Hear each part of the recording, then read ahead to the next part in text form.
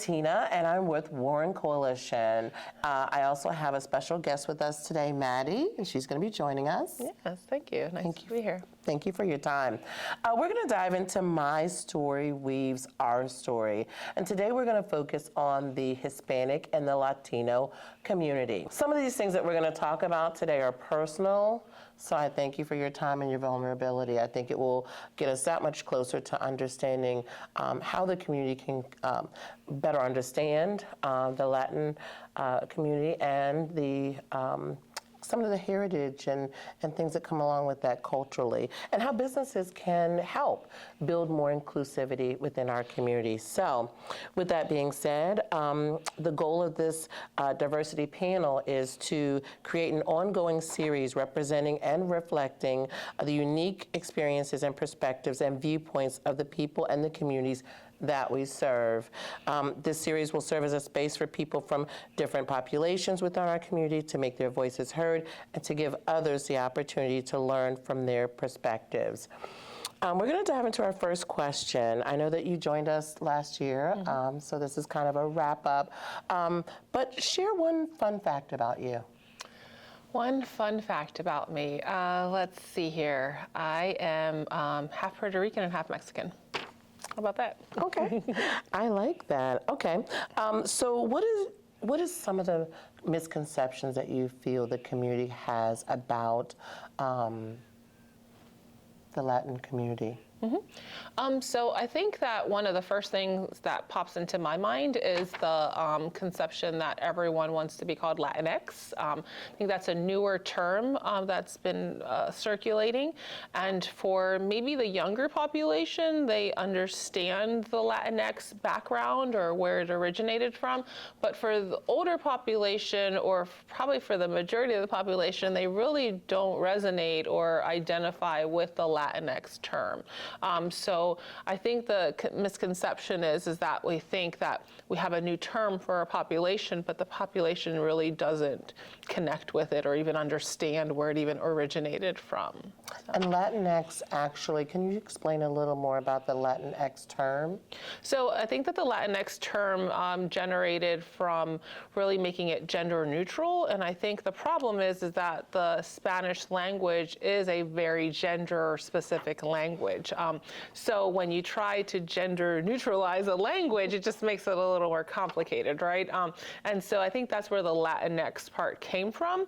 But like I said, it's really a term that it's not really used throughout the Latin population or the Latino or Latina population. So, see, and you're educating me right now, and I feel like there are people in our community that may not know the specific different things that differentiate that. So I'm learning something, so thank you for schooling me on that. Well, and I'm sorry to interrupt you, but I think it also goes back to, do we say Latino or do we say Hispanic, right? It really depends on the person, right? So it's like, do we say Latinx, do we say Latino, do we say Hispanic? It just really, I think a lot of it is really asking the person, what do you want to be called?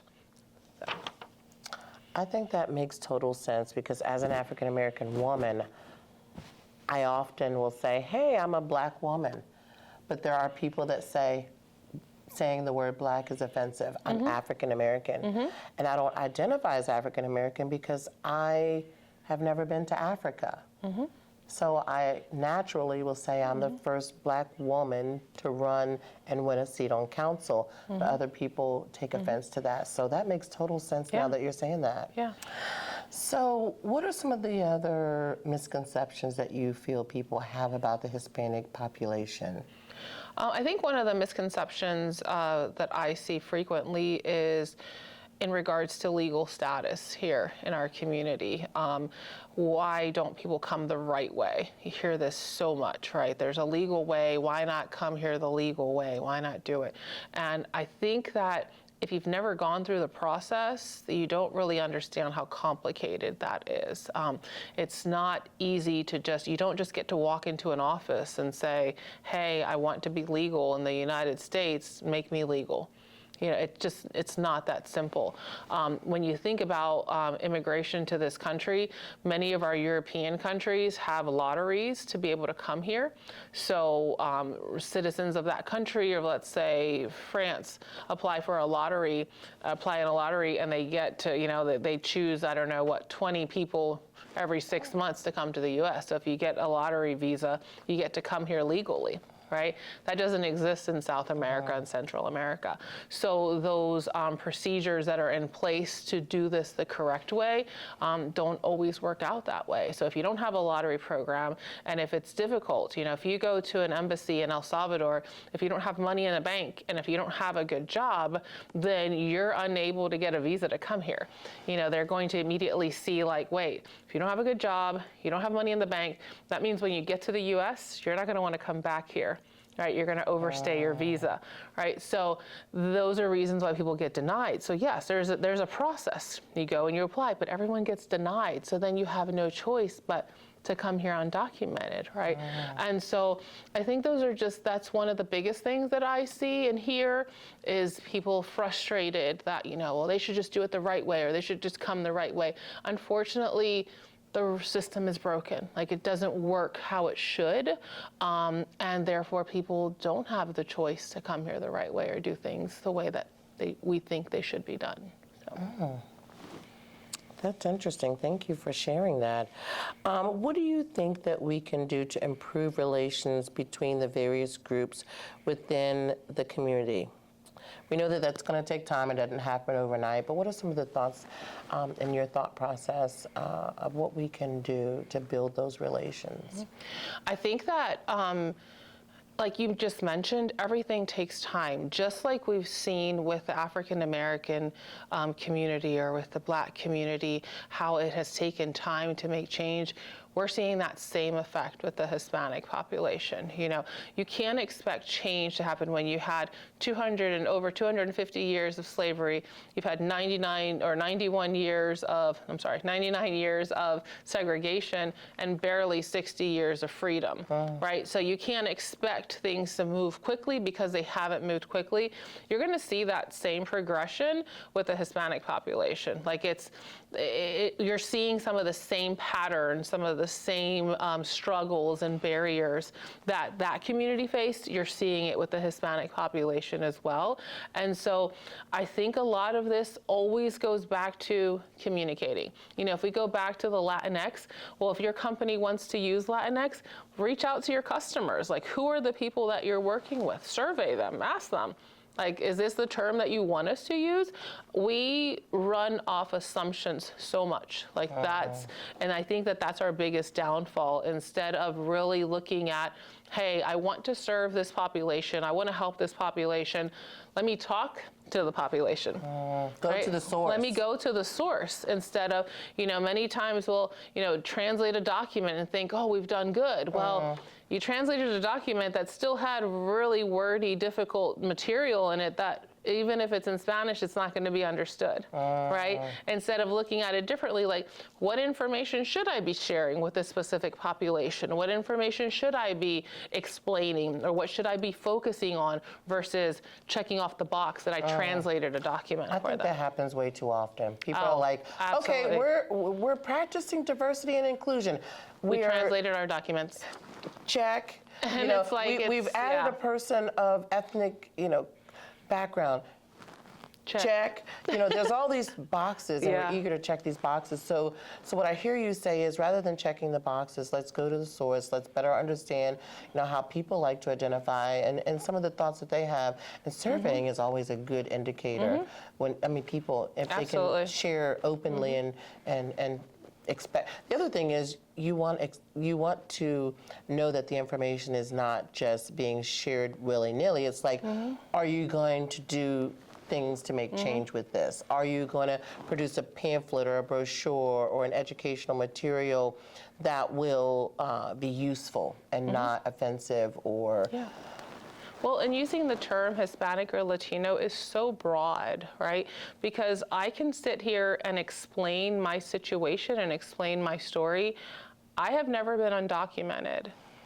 I have not come into this country illegally. I have not had to cross the desert to come here. I have not left my family and my country. I have not, had to struggle here to make a life here.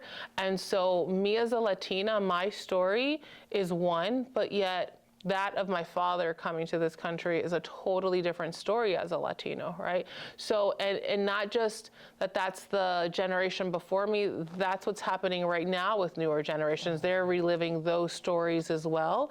And so I think it's always important to, spread it out in regards to who you're talking to and who you're getting your surveying from, right? Who you're getting that information from, because the stories are different. The stories, I always say that, yes, I didn't go through those experiences, but I can relate to them just because of the people that I have worked with. I have that empathy that I'm able to, really take those stories and understand those stories because I want to help. But that's not always the case, right? And so I think it's really important to see who do you have at the table? Who are you getting your information from? Who's the source that you're getting your stats from and your and who you're getting your advice from? Because are they a true representation of your community? Or do they have a true understanding of who your customers are, of who your patients are, of who your clients are, so that you are truly able to reach the population, because it's not just one, there's not just one scenario that fits the entire population, right? There's so many different stories behind our Hispanic and Latino population here. And I think it also comes back to exposure. Absolutely. Are you exposing yourself to different cultures and understanding with an open mind, without judgment? Like in your position, you do many things in this community. My goodness, I hardly can keep up with it, but some of the titles that you hold and some of the impacts that you have in this community as an advocate, even through your role with Laurel Ridge Community College and Shenandoah University, and even with TREX, being able to help in the workforce, population. I think having people have more exposure, I think, and being open to kind of receiving the feedback is important. Because oftentimes people, they ask you a question, but they may not like the answer, or they may not, I don't know, they may not be maybe open-minded, but they may be having the information and not without the intent to really do something about it or address it. Yeah, absolutely. Wonderful. Thank you so much. So let's think back to how businesses and communities can build an atmosphere that feels inclusive and welcoming for everyone. I think that when we start talking about inclusivity and welcoming, I think that businesses quickly relate that to, oh, I've got to change the way that I do things. I've got to, why? And I think that I've heard this a lot is, well, why do I have to change for them? That's a big one. Why do I have to change? Why can't they adapt to my? And I think that that's the misconception that we have, that nobody is telling you you have to change, but it's creating awareness. And that goes a long way. Like simply being aware, you know what? I know that you could use an interpreter when you come here. Unfortunately, we don't have one, but we've tried to translate the document for you, and we could try to get someone on their phone. Is there someone that can come with you? I think it's all in how we word it. But if I come into an establishment and you're like, yeah, we don't have interpreters and we can't help you. And that creates, a very, what seems like hostile type of exchange versus it's in your tone and how you say it. Body language is a big Body language is a big, and just simply being honest and just being aware. Like, I'm aware that you need an interpreter. I get that. Unfortunately, I don't have that. It's like, so what can we do in the, how can we meet you to get your needs met? And so I think that's really what it comes down to, is just being aware. So you're not taking away from businesses or saying, hey, we want you to do it this way. Correct. You are saying just add to the fact that we can do things that are more inclusive and be more aware of our body language, our tone, and the way that we're inviting or not inviting. I mean, in some time.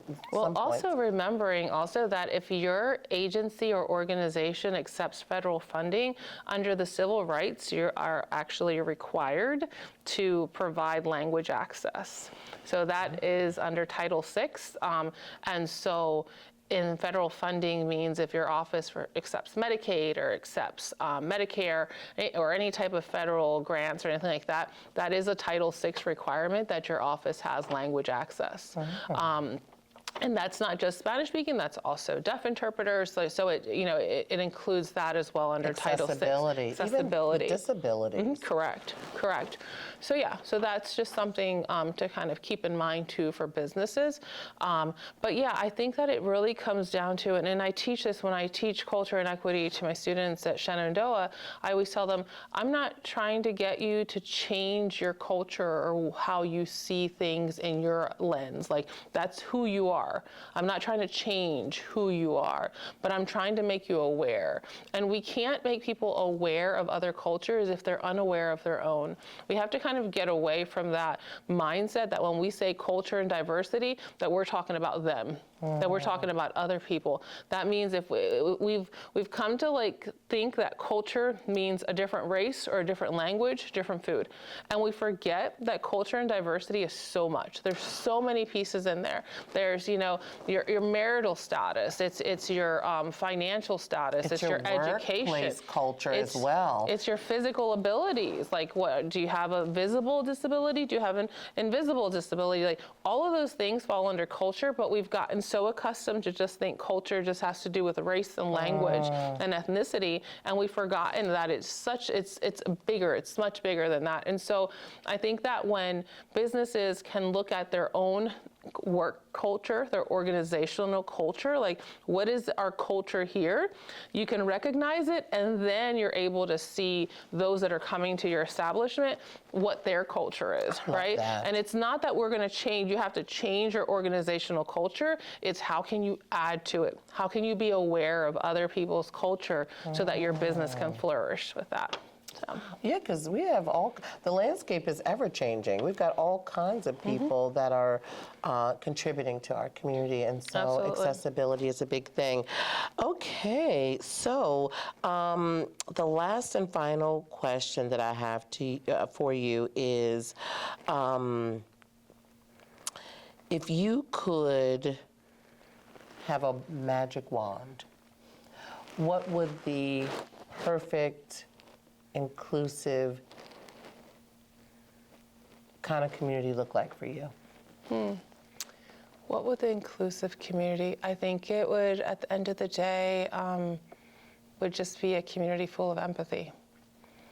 And that, I think, would go such a long way in every single field, in every single line of work, in every single aspect. I think simply having a little bit of empathy, you know, really looking at that platinum rule versus the golden rule, right?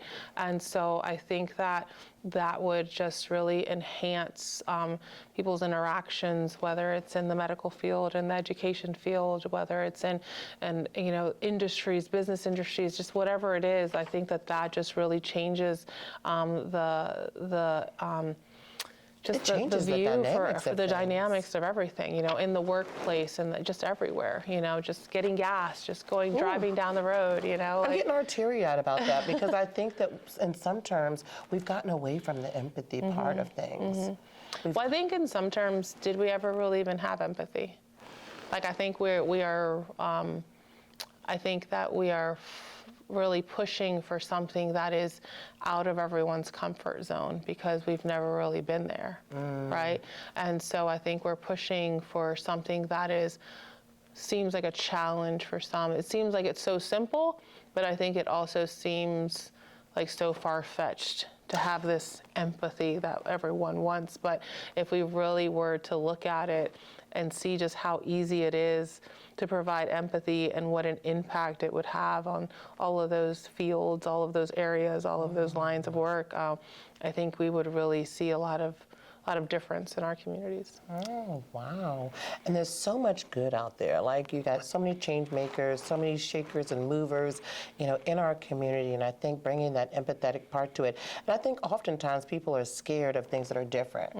It's like, I don't know about that, or, this makes me nervous, or I'm not as educated as I want to be. But sometimes just putting yourself in other people's shoes and saying, like, I don't have all the answers. But I'm going to have compassion, I'm going to have empathy, I'm going to ask the questions, I'm going to be genuine, and wow, oh my gosh, I feel like I just want to cry, because I think that we have a lot of good in our communities, and even, with some of the upcoming changes, across the United States, there are things that are going to impact the community as a whole, and people are scared of the unknown. And I'll speak to this just on a small note, as a person that is on city council in Stevens City, I feel like the most change that we make is like on this ground level, where we are eyeball to eyeball with our constituents. Like, that's where we make change, having empathy, learning more about people, knowing that our landscapes are ever changing. So with that being said, I think that people are scared of the unknown, and there's a lot of good policies and things that could be put into place, across the board, but because we don't know, this is an unknown for us, you may see people just really come out of their character or show some of their character. And I think going back to empathy, going back to how do we serve, how do we put ourselves in other people's shoes. So I think that really wraps up, our podcast for this time. But is there anything else that we didn't touch on that you'd like to share, that you'd like to say? I think that there's so much to talk about. We could make this podcast really, really long, and not just about the Hispanic population, but just about humans in general, right? We could just go on for hours and hours talking. I appreciate just the opportunity to be able to share that little piece. I'm always surprised when people ask me questions, or when people have the nerve to ask me a question, which I love when people ask questions that they're just kind of like not sure about how I'm going to react to, because I love the opportunity to educate. Like, any time that I can educate someone, and I think that's what it kind of goes back to, is even how are we educating? How are we sharing messages without attacking groups, without addressing people in ways that are not productive for us, right? And so being able to share a message without pointing fingers, without saying you're doing it wrong, or you're doing this way and it shouldn't be this way, but really just how do we grow from this? How do we take this and really become that productive society that we yearn for? So I just really think it's a great opportunity to be able to educate others, and so whenever I have those opportunities, I love it. So thank you for having me. Oh my gosh, I'm telling you, you're a class act. Anytime I sit down with you and just kind of talk organically about some of these things, I learn more and more. So I'm so excited that you joined us for this podcast. We are here again with Mady, and we are covering our podcast here with My Story Weaves Our Story.